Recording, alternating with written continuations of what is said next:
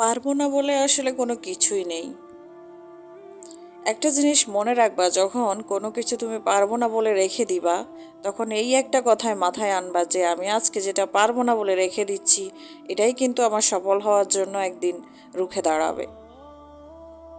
তাহলে আমি আজকে যেটা পারবো না বলে রেখে দিচ্ছি, ওই জিনিসটা জয় করতে পারলেই কিন্তু আমি সফল।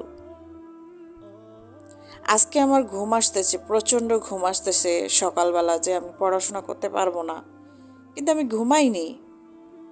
আমি টেবিল চেয়ারে বসেছি, কারণ আমাকে পড়তেই হবে, আমাকে সফল হতেই হবে।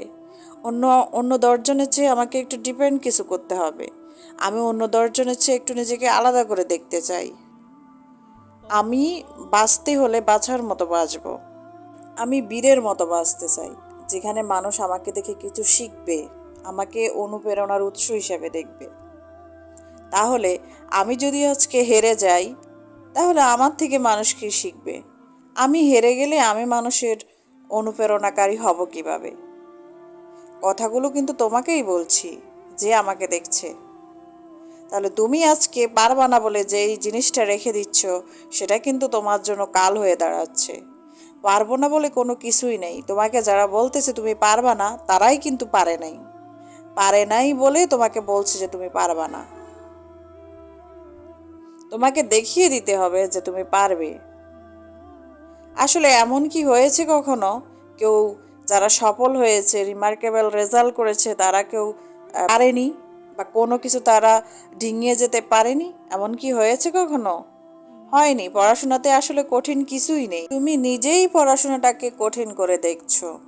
যখনই তুমি পড়াশোনাটাকে সহজ করে দেখবা, ভাববা যে আসলে পড়াশোনাটা কিছুই না আমার জন্য, আমি পারবো, আমি আমার স্বপ্নকে চুবো, কারণ আমার এটা স্বপ্ন আমাকে স্পর্শ করতেই হবে, এটা আমার ড্রিম, এটা আমার অ্যাচিভ করা দরকার, না হলে আমি অন্য সবার থেকে আলাদা হতে পারবো না।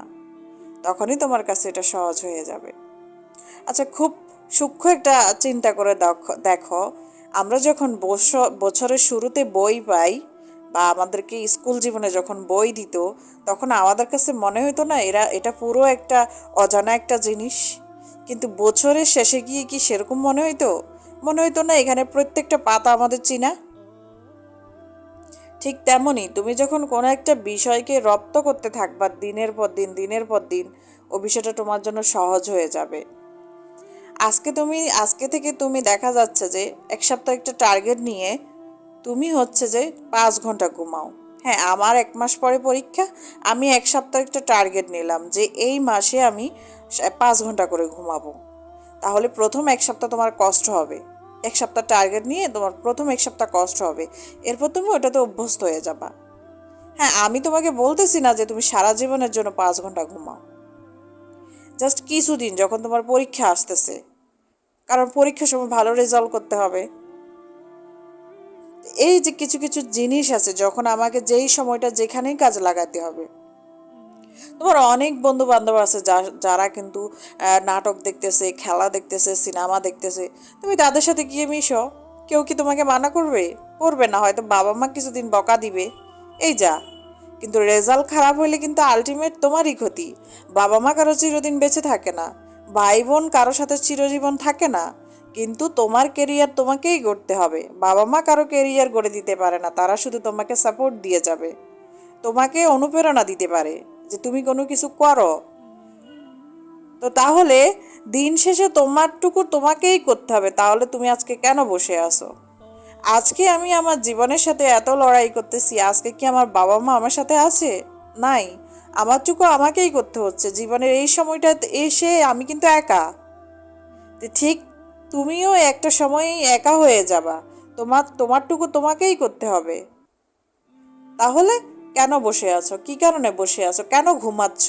এই সময়টাকে কাজে লাগাও, পড়াশোনা করো, ভালো কিছু করতে হবে।